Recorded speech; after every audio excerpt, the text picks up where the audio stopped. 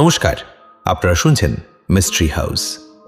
আজ শুনবেন বার্নার্ড কেপসের লেখা কাহিনী দ্য গ্রিন বটল। গল্পটি প্রথম প্রকাশিত হয় 1902 সালে। বার্নার্ড কেপসের জন্ম 1854 সালে। রোম্যান্স, মিস্ট্রি আর ঐতিহাসিক গল্প লেখার পাশাপাশি তিনি ভূতের গল্পও লিখতেন। তবে তিনি প্রধান জনপ্রিয়তা পান তার লেখা গোয়েন্দা উপন্যাস দ্য স্কেলেটন কি এর জন্যে। কিন্তু সেই জনপ্রিয়তা উপভোগ করতে পারেননি তিনি, কারণ 1918 সালে ইনফ্লুয়েঞ্জা রোগে আক্রান্ত হয়ে তার মৃত্যু ঘটে, আর উপন্যাসটি প্রকাশিত হয় ঠিক তার পরের বছর। আজ সেই বার্নার্ড কেপসের লেখা একটি ভৌতিক কাহিনী শোনাবো আপনাদের। শুনতে থাকুন আজকের গল্প, বার্নার্ড কেপসের লেখা কাহিনী দ্য গ্রিন বটল।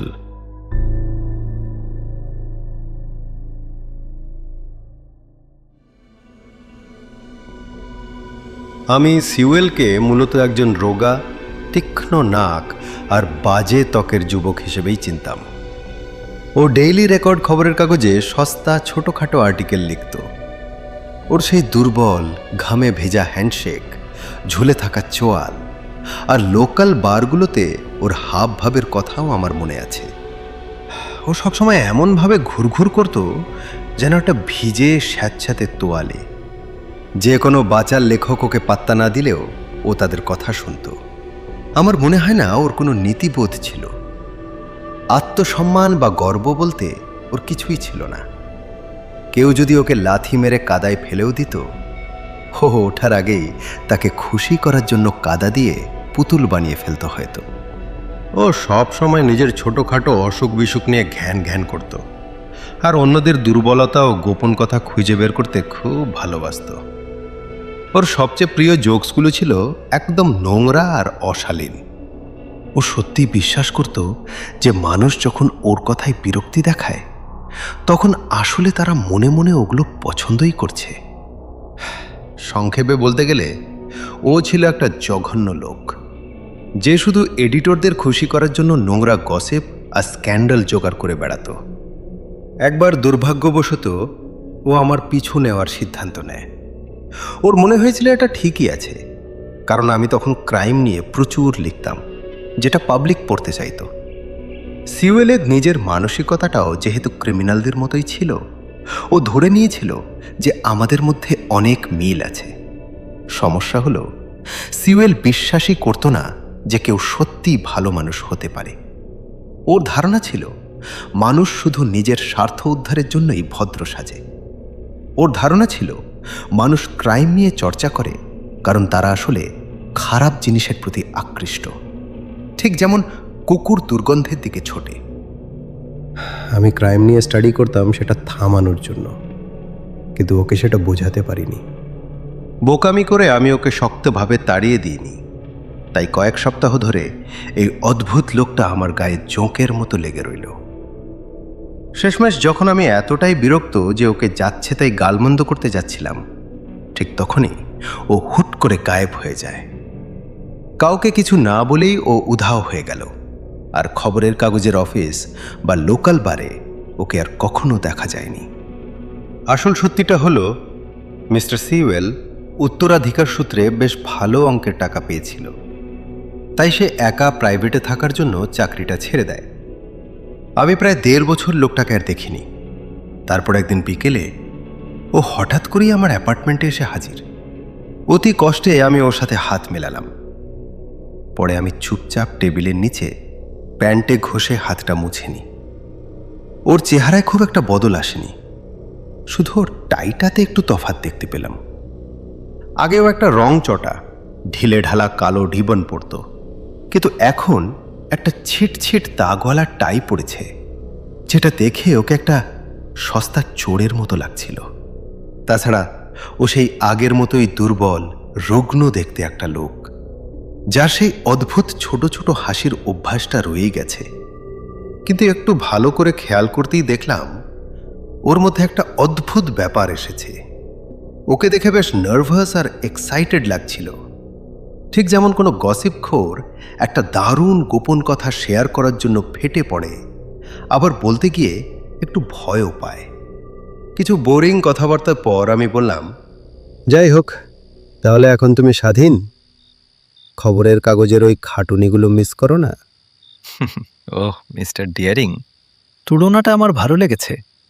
আমি আসলে আপনার খোঁজ নিতেই এসেছিলাম মিস্টার ডিয়ারিং।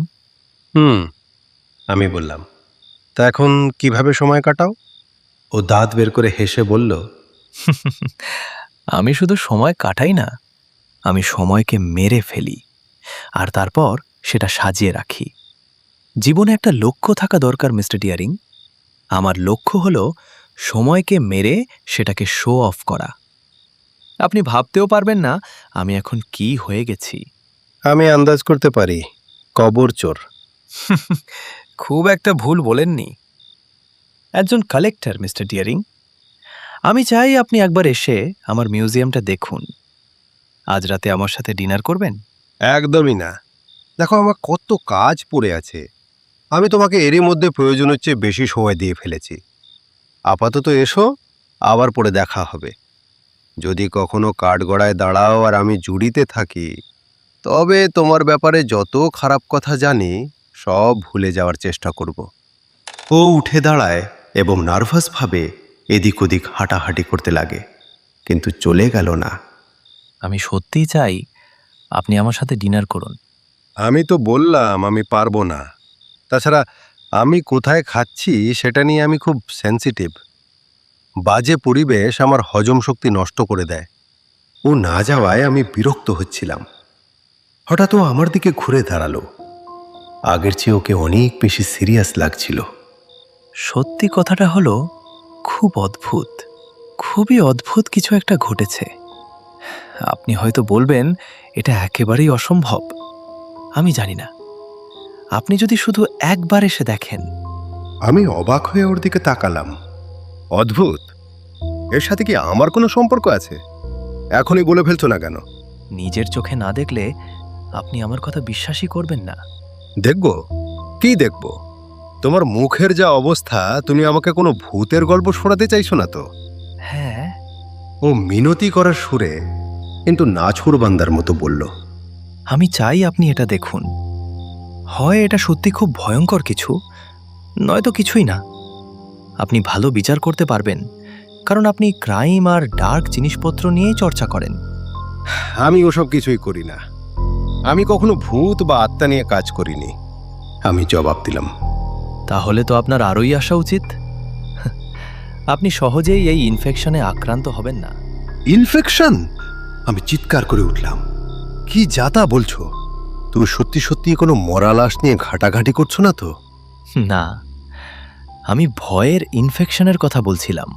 ওহ, আমার ভয় পাওয়া নিয়ে তোমাকে চিন্তা করতে হবে না, আমি বললাম। আমি ততক্ষণে এতটাই কৌতূহলী হয়ে পড়েছিলাম যে শেষমেশ রাজি হয়ে যাই। আমি একটু বিরক্তি নিয়েই ওর আমন্ত্রণটা গ্রহণ করি। এরপরও চলে গেল আর আমি আমার কাজে ফিরলাম। আমি বেশ বিরক্ত ছিলাম, আর ওর সাথে কথা বলার পর আমার মেজাজটা খিচড়ে ছিল। আমি সিগারেট খেয়ে সেটা কাটানোর চেষ্টা করি, কিন্তু কাজ হলো না। সন্ধে 7টায় আমি আমার জিনিসপত্র গুছিয়ে ওর সাথে দেখা করতে বেরোই। মনটা তখনও বেশ বিষণ্ণ। জুলাই মাসের এক গুমুট প্যাচপ্যাচে গরমের সন্ধে ছিল সেটা। এমন ভ্যাপসা আবহাওয়া যে সবার মুখ ঘামে চকচক করছে, আর শহরের জীবনটাকে কুৎসিত আর জঘন্য মনে হচ্ছে। এটা এমন একটা সন্ধে যখন বাসের দরজায় লোকেরা ঝগড়া করে, যখন রাস্তার ধারের জোরে বাজা গান তপ্ত রাস্তার বাজে গন্ধের সাথে মিশে যায়, আর যখন লুকিয়ে কোনো বারে গিয়ে একটু মদ খেলেও ফ্রেশ লাগে না, উল্টে পেট ব্যথা করে। এই জঘন্য মেজাজের সাথে তাল মিলিয়ে আমি নটিং হিলের দিকে যাচ্ছিলাম, যেটা একটা খুবই স্যাঁতস্যাঁতে আর ডিপ্রেসিং এলাকা। আমি হেঁটে সেখানে পৌঁছই এবং এক সারি ফ্যাকাশে প্লাস্টার করা বিল্ডিংয়ের একদম শেষের বাড়িটার সামনে এসে দাঁড়ালাম। বাড়িটাকে কেটে কুটে ছোট ছোট সস্তা অ্যাপার্টমেন্ট বানানো হয়েছে, আর দেখতে ভীষণ কুৎসিত লাগছিল।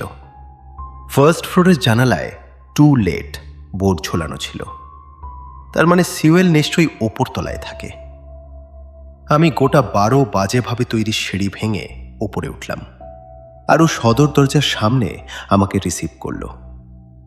ভেতরে আরেকটা সস্তা দরজা ছিল, যেটা খুললেই ওর ঘরে যাওয়ার সিঁড়ি। মিস্টার ডিয়ারিং, ঠান্ডা ডিনার হলে আপনার আপত্তি নেই তো? সিঁড়িগুলো ছিল অসম্ভব খাড়া। ও আগে আগে যাচ্ছিল আর বারবার পেছন ফিরে আমার দিকে তাকাচ্ছিল।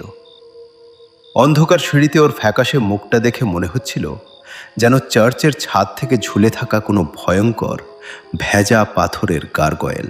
আমি জানি এটা আপনার অভ্যস্ত সেই দামি খাবার নয়, কিন্তু আমার একমাত্র কাজের লোক সূর্য ডুবলেই চলে যায়, আর পরের দিন সকালে দুধওয়ালা আসার আগে ফেরে না। ঠিক আছে, আমি চটপট আর একটু রুক্ষভাবেই বললাম, আমি কখনোই ভাবিনি যে তোমার একগাদা চাকর বাকর আছে। আমি কি ধরে নিতে পারি এই বিল্ডিংয়ে তুমি একাই থাকো? আমরা একটা ল্যান্ডিংয়ে পৌঁছলাম, যেখান থেকে সিঁড়িটা ঘুরে গিয়ে আগের চেয়েও বেশি খাড়া হয়ে উপরে উঠেছে। সিঁড়িতে কোনো কার্পেট ছিল না। ওপরের দিকে তাকিয়ে সিলিংয়ে একটা নোংরা স্কাইলাইট দেখলাম, যেটা আবছা আলোয় হালকা জ্বল করছিল। সেটা দেখে আমার একটু স্বস্তি হয়। ল্যান্ডিংয়ে কাছাকাছি দুটো দরজা। কাছের দরজাটা দিয়ে আমি দেখতে পাচ্ছিলাম একটা সাদা টেবিল ক্লথের ওপর আমাদের খাবার সাজানো আছে। দ্বিতীয় দরজাটা একটু দূরে আর ঠিক সিঁড়ির উল্টো দিকে, সেটা বন্ধ ছিল। একমাত্র লোক, তাই না? সিউয়েল খুব অদ্ভুত গলায় বলল, সত্যি বলতে আমি সেটার গ্যারান্টি দিতে পারছি না। যা বলার পরিষ্কার করি বলো না ভাই। আমি বিরক্ত হয়ে ধমক দিলাম। আসলে নিচের ঘরগুলো ফাঁকা, যদি আপনি সেটা বোঝাতে চান। আর কি বোঝাতে চাইবো আমি? তাও ঠিক, তাও ঠিক। ও হ্যাঁ, এখানে আমি একাই থাকি, এতে আমার কোনো আপত্তি নেই। সাধারণত, যদিও মাঝে মাঝে এমন কিছু ঘটে যা সব বদলে দেয়, তবে সাধারণত অন্য সব কালেক্টরের মতোই আমার একা থাকতে ভালো লাগে। আমরা আমাদের সম্পত্তিগুলো নিজেদের কাছেই রাখতে ভালোবাসি, তাই না? অন্য লোকেরা বিরক্ত করলে ভালো লাগে না। ওই দ্বিতীয় দরজাটা হলো আমার মিউজিয়াম। আপনার যদি আপত্তি না থাকে, আমি চাই খাওয়ার আগে আপনি একবার ওটা ঘুরে দেখুন, জাস্ট আপনার কেমন লাগে সেটা জানার জন্য। তোমার ওই ফালতু রহস্যটা কি ওর ভেতরেই আছে? হ্যাঁ, ওর ভেতরেই আছে।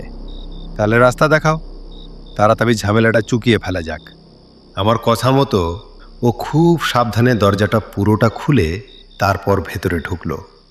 যেন ওর মনে হচ্ছিল ভেতরে কিছু একটা লুকিয়ে আছে। আমি সঙ্গে সঙ্গে বিরক্তি প্রকাশ করে একটা শব্দ করলাম। একটা লম্বা বুকশেলফের ওপরে এক সারি নোংরা নকল কাটা মাথা আমাদের দিকে তাকিয়েছিল। মাথাগুলোর ওপরে ধুলোর মোটা আস্তরণ।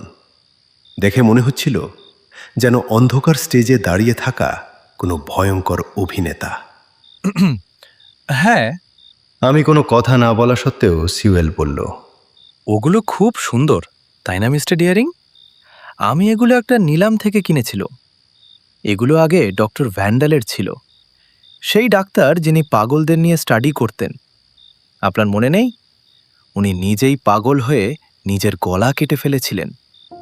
এই মাথাগুলোর পেছনের অর্ধেক গল্প আমি জানি না, কিন্তু মাঝে মাঝে আমি এখানে বসে শুধু ওদের মুখের দিকে তাকিয়ে ওদের গল্পগুলো বোঝার চেষ্টা করি। এবার ওই যে গলায় বড় দাগওয়ালা লোকটাকে দেখুন। চুপ করো, আমি বললাম। তোমার কাছ থেকে আমি ঠিক এমনটাই আশা করেছিলাম। তুমি কি ধরনের জিনিস কালেক্ট করো সেটা আমার আগেই আন্দাজ করা উচিত ছিল। এক পলক দেখাই আমার জন্য যথেষ্ট ছিল। টাকা পয়সা ওকে বদলাতে পারেনি। ও স্রেফ ক্রাইমের জিনিসপত্র জমানো একজন কালেক্টরে পরিণত হয়েছিল। ওর কালেকশনগুলো ফাঁকা বুকশেলফ আর ছোট ছোট টেবিল জুড়ে ছড়ানো। এর মধ্যে ছিল খুব সুন্দর করে বানানো চোরদের যন্ত্রপাতি, পার্কের বেঞ্চের কাঠের টুকরো, আর একটা গাছের ডাল যেটা ঝুলে কেউ একজন আত্মহত্যা করেছিল। খুনের কাজে ব্যবহার করা বন্দুক রাখা ছিল, আর তার পাশেই সাজানো ছিল ভিক্টিমদের শরীর থেকে বের করা বুলেটগুলো। আরও ছিল ছুরি, জেলে ফাঁসি দেওয়ার দড়ির টুকরো, খুনিদের লেখা শেষ চিঠি, ক্রাইম সিনের ছবি আর রক্তমাখা সব জিনিসপত্র। আমার মনে হয় না সিউয়েল আমাকে এইসব জঞ্জাল দেখানোর জন্য শুধু কোনো শয়তানি বুদ্ধি থেকে ডেকেছিল। ওর মনটাই ছিল বিকৃত, আর ওর কাছে এই বিকৃত শখটা ছিল একদম নর্মাল একটা ব্যাপার। কিন্তু যতক্ষণ আমি এসব দেখছিলাম, সিওয়েলকে খুব আনমনা, নার্ভাস আর সতর্ক লাগছিল। আর আমার মনে হচ্ছিল ও আমাকে লক্ষ্য করছে না, যেন অন্য কিছু দেখছে। হঠাৎ করে ওর কালেকশন দেখা বাদ দিয়ে আমার জানলার দিকে যাওয়ার ইচ্ছে হয়। জানলা দিয়ে বাইরের অন্য অ্যাপার্টমেন্টগুলোর পেছনের কুৎসিত দিকটা দেখা যাচ্ছিল। নিচে একটা ছোট্ট বাগান ছিল, যেটা বড় বড় ঘন আগাছায় পুরো ভরে গিয়েছে। আগাছাগুলো নিচের তলার ফাঁকা ঘরের জানলার দিকে হেলেছিল। উঁচু বিল্ডিংগুলোর কারণে সূর্যাস্ত এমনভাবে ঢাকা পড়েছিল যে বাইরে তখনও দিনের আলো থাকলেও আমাদের ঘরটা একটা অসুস্থ ছাইরঙা আলোয় ভরে গিয়েছিল। আমি জানলাটা ধরে টান দিলাম, চেষ্টা করলাম খোলার। আপনি কি করার চেষ্টা করছেন? সিওয়েল চিৎকার করে উঠল। আপনি কি চাইছেন? কি হলোটা কি আপনার? ও ছুটে ঘরের ওপাশ থেকে এগিয়ে আসে। ও আমার মুখের দিকে একদৃষ্টে তাকায়, যেন বোঝার চেষ্টা করছিল ও নিজে যে ভয়টা পাচ্ছে আমি সেটা ফিল করছি কিনা। আপনি ওটা খুলতে পারবেন না, ওটাতে পেরেক পুঁতে বন্ধ করে দেওয়া হয়েছে। শুনুন মিস্টার ডিয়ারিং, চলুন খেতে যাই। আমি রাগে গর্জে উঠলাম। ভয় পাওয়ার জন্য নিজের উপরই আমার খুব রাগ হচ্ছিল। আমি শক্ত আর রাগী মুখে ঘর থেকে বেরিয়ে এলাম, ঠিক যেন একটা খাঁচায় বন্দি বিড়াল যেটা লড়াই করার জন্য রেডি। অন্তত ভয়ে পালিয়ে না যাওয়ার মতো সাহস আমার ছিল। সিওয়েলের ঠান্ডা ডিনারটা ছিল জঘন্য। আমি খাবারে খুঁতখুঁতে নই, কিন্তু আমি গ্যারান্টি দিয়ে বলতে পারি খাবারটা এতটাই বাজে ছিল যে কারো দুঃস্বপ্ন আসতে পারে। আমি জানি না সিওয়েলের ওই স্টেক পাই খাওয়ার পর কেউ কিভাবে ভূত না দেখে থাকতে পারে। মাত্র 4 লোকমা খাওয়ার পরেই আমি ছুরি কাটা নামিয়ে রাখলাম, কারণ আমার পেট ওটা আর নিতে পারছিল না। ওই জঘন্য দরজাটা বন্ধ তো? আমি রেগে জিজ্ঞেস করলাম। ও সঙ্গে সঙ্গে বুঝে গেল যে আমি মিউজিয়াম রুমের দরজাটার কথা বলছি। হ্যাঁ, উত্তর দিল সে। আমি যে খারাপ ব্যবহার করছিলাম সেটাও গায়ে মাখল না, আর কিছু বলেও নেই। কিন্তু হয়তো বাতাসে ওই একই অদ্ভুত ভারী অস্বস্তিটাও টের পাচ্ছিল, কারণ ও আমাদের টেবিলের উপরের গ্যাস ল্যাম্পটা বাড়িয়ে আলোটা উজ্জ্বল করে দিল। আমি আরেকবার পাইটা খাওয়ার চেষ্টা করলাম, কিন্তু শেষমেশ হাল ছেড়ে দিই।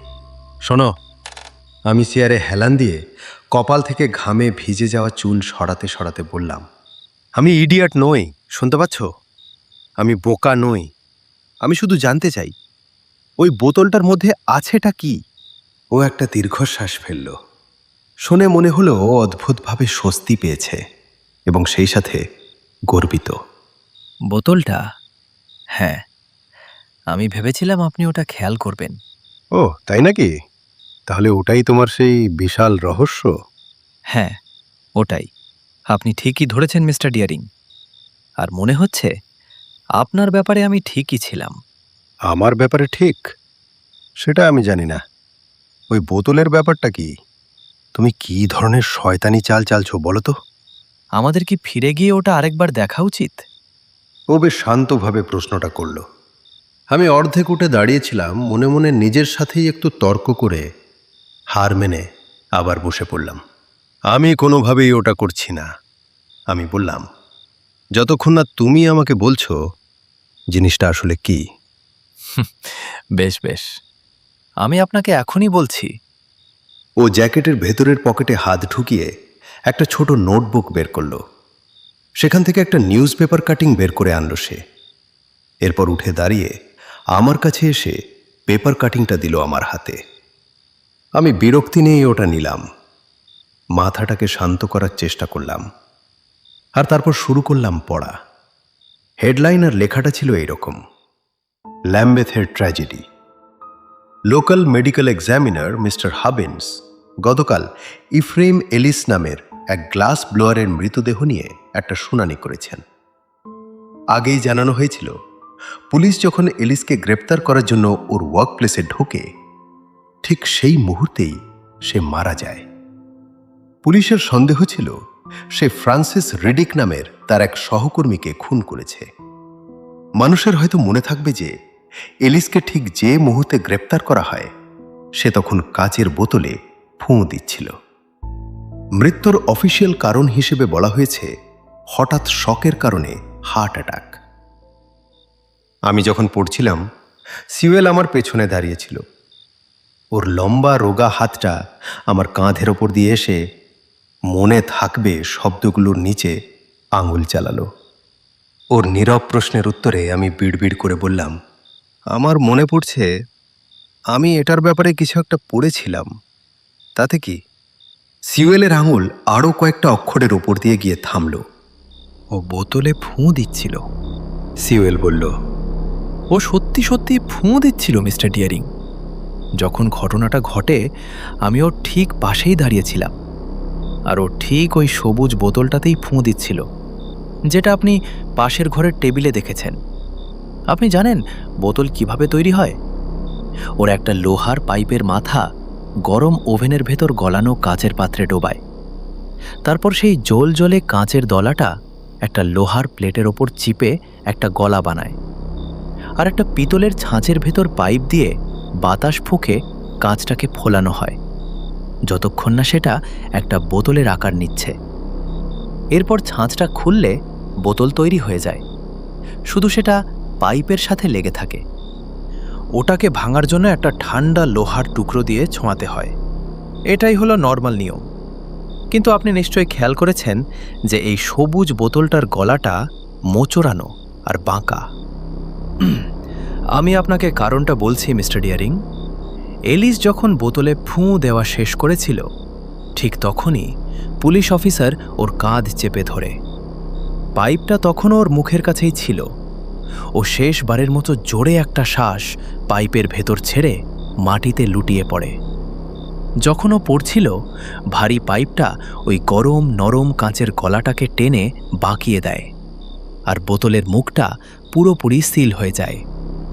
যাই হোক, আমি লোকটাকে চিনতাম আর ওর ব্যাপারে কিছু কথাও জানতাম, তাই আমি স্মৃতিচিহ্ন হিসেবে ওই সবুজ বোতলটা ঠিক যেমন ছিল তেমনই বাড়িতে নিয়ে আসি।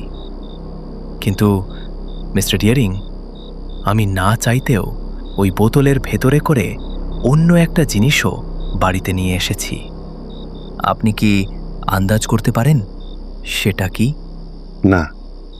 ওটা হলো এলিসের আত্মা মিস্টার ডিয়ারিং। ওর শেষ নিঃশ্বাসের সাথে ওর আত্মাটা কাচের ভেতর ঢুকে গিয়েছিল, আর সেটা ভেতরেই সিল হয়ে গেছে, যে কেউ চাইলে ওটাকে বের করতে পারে। আমি উঠে দাঁড়ালাম। এইসব ফালতু কথা আর সহ্য করতে পারছিলাম না। ইডিয়েট কোথাকার! আমি চিৎকার করে উঠলাম। তোমার আবল তাবল বকা কি শেষ হয়েছে? একদমই না। ও ফিস ফিস করে বলল, একটু নার্ভাস, কিন্তু একগুঁয়ে ছোট হাসি লেগে তার মুখে। আপনিও জানেন যে পাশের ঘরের ওই বোতলটার মধ্যে অদ্ভুত কিছু একটা আছে, তাই না? হয়তো আপনি এটার ব্যাখ্যা দিতে পারবেন। এই জন্যই আমি আপনাকে আমার সাথে সন্ধেটা কাটাতে বলেছিলাম। যেহেতু আপনি মানুষের মন আর অদ্ভুত ঘটনা নিয়ে চর্চা করেন, আর সত্যি বলতে কি, এর মধ্যে আরও ভয়ঙ্কর একটা ব্যাপার আছে। আপনি কি বাকিটা শুনতে চাইবেন না মিস্টার ডিয়ারিং? বেশ, বলেই ফেলো। আমি গোয়ানোর মতো করে বললাম। তুমি বললে আর আমি তোমার সাথে সময় কাটাতে রাজি হলাম, তো এবার বলেই ফেলো। আপনি কি দরজা থেকে একটু দূরে সরে দাঁড়াবেন? ও জিজ্ঞেস করলো। আমি দেখতে পাচ্ছি আপনার অস্বস্তি হচ্ছে, আর এর জন্য আমি আপনাকে দোষ দিচ্ছি না। আমি দাঁতে দাঁত চেপে একটা গালাগাল গিলে নিলাম, আর ফায়ারপ্লেসের দিকে হেঁটে গিয়ে সেটার গায়ে হেলান দিয়ে দাঁড়ালাম। একটা বড় মোটা মাছি ঘরময় ভন ভন করে ঘুরে শেষে বিশ্রী একটা আওয়াজ করে ওই মিট পাইটার উপর বসল। মাছিটার ভনভনানি থামতেই হঠাৎ যে নিস্তব্ধতা তৈরি হলো, তাতে মনে হচ্ছিল যেন ঘরের অন্ধকার কোণগুলোতে অদৃশ্য কিছু নড়াচড়া করছে আর খেক খেক করে হাসছে। তুমি কি বলা শুরু করবে? হ্যাঁ, আমি বলছি। আমি আপনাকে শুরু থেকে শেষ পর্যন্ত সবটা বলবো, তারপর আপনি ঠিক করবেন আপনি কি বিশ্বাস করবেন। মিস্টার ডিয়ারিং, আমি যেমনটা বললাম, ইফ্রেইম এলিসের সাথে আমার পরিচয় হয়েছিল। কিভাবে হয়েছিল সেটা খুব একটা ম্যাটার করে না। আমার রাতে ঘুরে বেড়াতে ভালো লাগে, আমি মানুষের সাথে মিশি, আর যে জিনিসগুলোতে আমার ইন্টারেস্ট আছে সেগুলো খুঁজে বের করি। এই লোকটা আমার নজর কেড়েছিল। ওর মধ্যে একটা অশুভ ব্যাপার ছিল। ওকে দেখে মনে হতো যেন ওর ওপর কোনো ভূত চেপেছে। ও আমার এক কাজের মেয়ের সাথে প্রেম করত, যে মেয়েটা পরে ভয়ঙ্কর মৃগী রোগে মারা যায়। আমি নিজের চোখে ওকে কাঁপতে দেখেছি। হয়তো সেই কারণেই আমি ওর পিছু পিছু ওর কাজের জায়গায় যাই আর ওর সাথে কথা বলা শুরু করি। ও ছিল একজন গ্লাস ব্লোয়ার, যে নাইট শিফটে কাজ করত। লোকটা ছিল খুব অদ্ভুত, চাপা আর ডার্ক স্বভাবের লোক। মাঝে মাঝে ওভেনের আলোয় আমি ওর লালচে নার্ভাস মুখটা দেখতাম আর ভাবতাম, তুমি কি গরম কাচের বোতল দিয়ে আমার মাথাটা ফাটিয়ে দেওয়ার কথা ভাবছ? হয়তো ও ঠিক সেটাই ভাবছিল, কারণ আমার মনে হয় ও বিশ্বাস করত যে আমাকে শয়তান পাঠিয়েছে ওকে দিয়ে আরও খারাপ কাজ করানোর জন্য।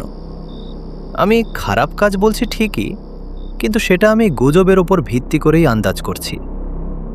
আমরা তো আর নিশ্চিতভাবে জানতে চাইব না, তাই না মিস্টার ডিয়ারিং? কারণ তাহলে পুলিশ বলতে পারে যে আমরা ওকে ক্রাইম করতে সাহায্য করেছি। এই কথায় আমি রাগে একটা হুঙ্কার দিলাম। না না, ও তড়িঘড়ি আমাকে থামিয়ে দিয়ে বলল, অবশ্যই ওরা পারবে না, আমি জাস্ট মজা করছিলাম। কিন্তু সত্যিটা হলো, এলিসের সহকর্মীদের পুরো বিশ্বাস ছিল যে এলিসই রিডিককে খুন করেছে। রিডিক একদিন সকালে নাইট শিফটে এলিসের কাছ থেকে ডিউটি বুঝে নেওয়ার ঠিক পরেই মৃত অবস্থায় পাওয়া যায়। একটা গরম ওভেনের দরজায় লেগে ওর মাথাটা পুরোপুরি গলে গিয়েছিল। আমি জানি না ওরা কেন এতটা নিশ্চিত ছিল যে এলিসই কাজটা করেছে, বিশেষ করে যখন রিডিকের বডিটা ঠিকঠাকই ছিল আর কোনো আঘাত আছে কিনা দেখার জন্য মাথাটাই তো আর অবশিষ্ট ছিল না। কিন্তু তবুও ওরা এলিসের বিরুদ্ধেই সব সন্দেহ পাকাপোক্ত করে।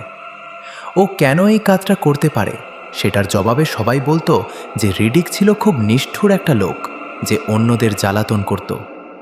ও এলিসকে খেপানো আর টর্চার করাটাকে একটা খেলা বানিয়ে ফেলেছিল আর বেচারাকে প্রায় পাগল করে ছেড়েছিল। যাই হোক, অন্য কর্মীরা এলিসকেই দোষ দিতে শুরু করে আর ভয়ে ওর থেকে দূরে দূরে থাকত। ও কাজে এতটা ভালো ছিল যে ওকে চাকরি থেকে তাড়িয়ে দেওয়াও যায়নি, তাই ও একাই কাজ করত। আমার সত্যি মনে হয় পুরো পৃথিবীতে আমিই একমাত্র লোক ছিলাম যে ওর সাথে কথা বলেছিল, ঠিক পুলিশ এসে গুজবের ওপর ভিত্তি করে ওকে গ্রেফতার করা পর্যন্ত।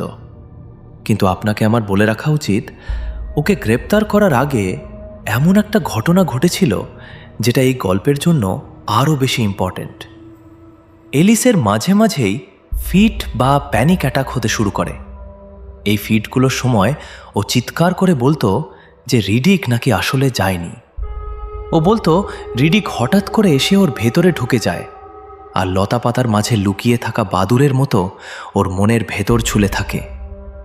ও দাবি করত রিডিকের ভূত ওর আত্মার কানে ভয়ঙ্কর আর শয়তানি কথাবার্তা ফিসফিস করে বলে। এই অ্যাটাকগুলোর সময় এলিস পুরোপুরি পাগল হয়ে যেত না, বরং ও বসে পড়ত আর এক দৃষ্টে শূন্য পানে তাকিয়ে থাকত। ওকে দেখে এতটাই ভয়ঙ্কর লাগতো যেন ও জ্যান্ত একটা সাপ গিলে ফেলেছে। মাঝে মাঝে ওকে দেখে আমার প্রায় হাসিই পেয়ে যেত। তারপর একদিন রাতে মিস্টার টিয়ারিং, ও হঠাৎ করে আমাকে এতটাই বিশ্বাস করল যে ওর গোপন কথাটা বলে ফেলল আমায়। এটা যেন মৃত্যুর আগের স্বীকারোক্তির মতো ছিল, কারণ ঠিক সেই রাতেই পুলিশ আসে আর ও মারা যায়। আমি ওখানে দাঁড়িয়ে ওর কাজ দেখছিলাম। তখন ও একটু জল খাওয়ার জন্য থামল। জলের কলটা ছিল পেছনের একটা ছোট্ট উঠোনে। ও যখন বাইরে গেল, আমার মনে হলো ও আমাকে হাত নেড়ে পিছু পিছু আসতে বলছে। তাই আমি গেলাম আর তারার আলোর নিচে ওর মুখোমুখি গিয়ে দাঁড়ালাম। এটা মাত্র 3 রাত আগের কথা, তাই আমার খুব ভালো করে মনে আছে। আমি ওর সামনে গিয়ে দাঁড়াতেই ও মুখ তুলে আমার দিকে তাকালো। তুমি আমার পিছু নাও কেন? ও নিচু গলায় জিজ্ঞেস করল। কেন তুমি এসে আমার দিকে ট্যাপ ট্যাপ করে তাকিয়ে থাকো? তুমি কি রিডিক? ও ভগবান, তুমি যদি রিডিক হও, আমি তোমার মাথাটা মোমের মতো গলিয়ে দেব। আরে মিস্টার এলিস, আমি প্রথমে অবাক হলেও পরে ব্যাপারটা কতটা মজার সেটা বুঝে বললাম, রিডিক যদি আপনার ভেতরে ঢুকে আপনাকে কবজা করে থাকে আর আমি বাইরে দাঁড়িয়ে আপনাকে দেখছি, তাহলে তো আমি রিডিক হতে পারি না, তাই না? না, তা অবশ্য ঠিক। তাহলে তুমি আমার কাছে কি চাও? আর তারপর ও গোয়ানোর মতো করে বলল, ওহ মাই গড, এত নাটকীয় আর ভুতুরে গলায় যে আপনি শুনলে হো হো করে হেসে ফেলতেন। তুমি কি স্রেফ দাঁড়িয়ে দাঁড়িয়ে দেখবে একটা মানুষের আত্মাকে কোনো অশুভ আত্মা টর্চার করছে, আর তুমি একটু সাহায্যও করবে না? মিস্টার এলিস, আমি উত্তর দিলাম, রিডিক কি সত্যিই আপনাকে এভাবে তাড়া করে বেড়ায়? ও এসে আমাকে খামচে ধরে, ঠিক যেমন ও বেঁচে থাকতে আমাকে ধরত। ও আমাকে আঁকড়ে ধরে ওর ওই শয়তানির পথে টেনে নামানোর চেষ্টা করে, আর আমি ওর কথা শুনতে বাধ্য হই। আমি পালাতে পারি না। আমি চাই পালাতে, কিন্তু ও আমার গায়ে লেপ্টে থাকে আর ফিস ফিস করে। আমি যদি ওকে মেরেও ফেলি আর ওর রক্ত মাখা চ্যাপটা মুখটা গরম কাছে গলিয়েও দিই, কিন্তু একটু পরেই ও আবার আমার আত্মায় হামলা করতে ফিরে আসে। ও আমার গলার ঠিক ভেতরে আমার আত্মার সাথে কুস্তি লড়ে, আত্মাকে আটকে রাখার চেষ্টা করে, যাতে আমি যখন আমার কাজের শেষ নিঃশ্বাসটা ফেলি তখন আত্মাটা কাচের ভেতর পালাতে না পারে। ও আমার দিকে একদম জ্যান্ত একটা কঙ্কালের মতো তাকিয়েছিল। আর আপনি তো আন্দাজ করতেই পারছেন মিস্টার ডিয়ারিং, ওর মুখের ওপর হাসি আটকে রাখাটা আমার জন্য কতটা কঠিন ছিল তখন। যাই হোক, 1 মিনিট পর ও একটা গোঙানি দিয়ে ঘুরে দাঁড়ায় আর ভেতরে কাজে ফিরে যায়। আমিও ওর পেছন পেছন গেলাম। ও আবার বোতল বানাচ্ছিল আর আমি ওর পাশেই দাঁড়িয়েছিলাম। এমন সময় হঠাৎ ওর পাইপটা নামিয়ে রাখল। ওর মুখটা পাথরের মতো ফ্যাকাশে আর ছাইরঙা হয়ে যায়। ও আমার ভেতর ঢুকে গেছে। ও আমাকে আবার ধরেছে। ও ফিস ফিস করে বলল, গলাটা এমন শোনালো যেন ও শ্বাস নিতে পারছে না। কাজ করতে থাকো, এমন ভাব করো যেন তুমি টেরই পাওনি। আমি হাসি চেপে বললাম, তাহলে তুমি ভূতটাকে অপ্রস্তুত অবস্থায় ধরে সোজা তোমার শরীর থেকে ফুঁ দিয়ে বোতলে ভরে ফেলতে পারবে। আমার মনে হয়েছিল এই আইডিয়াটা এতটাই পাগলামো যে ও নিজেও বিশ্বাস করবে না। কিন্তু মিস্টার ডিয়ারিং, আপনি কি বিশ্বাস করবেন? ওই বোকা লোকটা সত্যি সত্যি আমি যা বলেছিলাম তাই করতে ছুটে গেল। কিন্তু আমার মনে হয় রিডিকের ভূতটা ওকে এত শক্ত করে ধরেছিল যে এলিস যখন পাইপে ফুঁ দিল, ওদের দুজনের আত্মাই এলিস আর ভূতটার একসাথে কাচের ভেতর ঢুকে যায়। সে যাই হোক, রেজাল্টটা তো পাশের ঘরেই রাখা আছে। মরা মানুষটার ঠোঁট থেকে ওটা খোলার পর থেকেই ওটা সিল করা, আর কেউ ওটা ছোঁয়নি। পুলিশ যখন ওকে ধরে ঠিক তখনই ও ওর জীবনের শেষ বোতলটায় সর্বশক্তি দিয়ে ফুঁ দিচ্ছিল। সিওয়েল কথা থামিয়ে জঘন্য একটা হাসি হাসল, তারপর আবার বলতে লাগলো, আমি জানি না আপনি এটার ব্যাপারে কি ভাবছেন, তবে ব্যাপারটা যাই হোক, এটা খুবই এন্টারটেইনিং। সত্যি বলতে কি, অ্যাকোয়ারিয়ামের ভেতর একটা মাছ কিভাবে একটা বড় ছটফট করতে থাকা পোকাকে ধরার আর খাওয়ার চেষ্টা করে, সেটা দেখার চেয়ে আমি বরং নিরাপদে ওই কাচের বাইরে বসে ভেতরে কি হচ্ছে সেটা দেখাই বেশি পছন্দ করব। আমি ফায়ার প্লেসের কাছ থেকে সরে এলাম। মনে হচ্ছিল পুরো ঘরটা যেন ঘুরছে। আমার মনে হয় আমি সিওয়েলকে গালাগাল দিয়েছিলাম আর ওকে একটা জঘন্য জানোয়ার বলেছিলাম। কিন্তু যদি বলেও থাকি, আমার ভয় বা রাগ নিয়ে ওর কোনো মাথা ব্যথা ছিল না। এরপর আমার শুধু এটাই মনে আছে যে আমরা হঠাৎ করেই আবার মিউজিয়াম রুমের ভেতর দাঁড়িয়ে আছি। ঘরটায় খুটখুটে অন্ধকার। হঠাৎ সিওয়েল একটা মোমবাতি জ্বালালো আর সেটা টেবিলের উপর রাখা জিনিসটার পেছনে ধরল। ও আমাকে হাত নেড়ে কাছে এসে দেখার জন্য ইশারা করল। জিনিসটা দেখতে একটা সাধারণ মদের বোতলের মতোই ছিল, কিন্তু গলাটা মোচড়ানো আর বাঁকা। মোমবাতির আলোটা বোতল ভেদ করে আসছিল। আমি ভালো করে তাকাতেই দেখলাম ওই খোলাটে সবুজ কাঁচের ভেতরে অনবরত কিছু একটা নড়াচড়া করছে। ওই তো ওরা। সিওয়েল যেন ক্ষুধার্তের মতো ফিস ফিস করে উঠল। দেখুন মিস্টার ডিয়ারিং, ঠিক যেন একটা মাছ পোকা খাচ্ছে, তাই না? কাচের ভেতরে একটা ছোট্ট কাঁপতে থাকা ভয়ঙ্কর দলার মতো কিছু ছিল। ওটা দেখতে অর্ধেক মানুষ আর অর্ধেক দানবের মতো। এক সেকেন্ডে ওটা নিজেকে লম্বা করছিল, যেন ক্ষণিকের জন্য একটু রেস্ট পেয়ে হাঁপাচ্ছে। পরের মুহূর্তে ওটা আবার গুটিয়ে একটা আকারহীন বলের মতো হয়ে গিয়ে লুকোনোর চেষ্টা করছিল। আর ওটাকে সমানে তাড়া করছিল অন্য আরেকটা জিনিস, ঘোলাটে কাচের ভেতর নড়াচড়া করা একটা অস্পষ্ট আকার, যেটা দেখতে একটা বিদঘুটে ভারী চোখের দানবের মতো। আর ওটা অনবরত ওই ছোট দলাটার ওপর ঝাঁপিয়ে পড়ছিল। আমার মাথার ভেতর যেন কিছু একটা ছেড়ে যায়। একই সাথে কান্না আর গর্জনের মতো শব্দ করে আমি টেবিল থেকে বোতলটা ছো মেরে তুলে নিলাম। মিস্টার ডিয়ারিং! সিওয়েল চিৎকার করে উঠল, মিস্টার ডিয়ারিং, আপনি কি করছেন? সরে যাও! আমি চিৎকার করে বললাম, দূরে থাকো! ও একটা নার্ভাস, শ্বাস বন্ধ করা হাসি হেসে আমার দিকে ছুটে এলো। ওটা করবেন না। ও চেঁচিয়ে উঠল। চলুন ওটা বাইরে নিয়ে গিয়ে পুঁতে দিই। ও আমার হাতটা চেপে ধরল, কিন্তু আমি পাগলের মতো ওকে ঝটকা মেরে ফেলে দিলাম। তারপর নিজের সমস্ত গায়ের জোর দিয়ে ওই ভয়ঙ্কর বোতলটা আছাড় মারল মেঝেতে। বিকট শব্দে ভেঙে পড়ার পর এক সেকেন্ডের জন্য ঘরটা একদম নিস্তব্ধ হয়ে যায়। ওহ! সিওয়েল ফিস ফিস করে খিক খিক করে হেসে বলল, শুনুন, একজন আরেকজনকে তাড়া করে সিঁড়ি দিয়ে ওপরে উঠছে। স্কাইলাইটের গায়ে কিছু একটা ধাক্কা মারছে। আমি দৌড়ে ল্যান্ডিংয়ে চলে আসি। শুনতে পেলাম একটা বিশাল ফোলা শরীরের মতো কিছু একটা খালি কাঠের সিঁড়ি দিয়ে খসটে খসটে উপরের দিকে উঠছে। একদম ওপরে আওয়াজটা শুনে মনে হলো যেন কোনো বিশাল মথ জানলার কাছে বুনোভাবে ডানা ঝাপটাচ্ছে। স্কাইলাইট খোলার দড়িটা আমার হাতের ঠিক পাশেই ঝুলছিল। আমি পাগলের মতো সর্বশক্তি দিয়ে দড়িটা ধরে টানলাম, আর ছাদের জানলাটা ক্যাচ ক্যাচ শব্দ করে খুলে গেল। একটা ভনভন আওয়াজ জানলা দিয়ে বাইরে উড়ে যায়। আওয়াজটা আস্তে আস্তে মিলিয়ে গিয়ে তারপর পুরোপুরি থেমে যায়। কিন্তু অন্য আরেকটা জিনিস তখনও ওপরে শীতেই ছিল। অদৃশ্য এবং ভয়ঙ্কর কিছু একটা ঘুরে দাঁড়িয়ে সিঁড়ি দিয়ে নামা শুরু করেছে আমার দিকে। ব্যাপারটা বুঝতে পারা মাত্র আমি চরম আতঙ্কে উল্টো দিকে ঘুরে প্রাণের ভয়ে দৌড় লাগাই। আমি হোঁচট খেতে খেতে সিঁড়ি দিয়ে নেমে বাড়িটা থেকে পালালাম।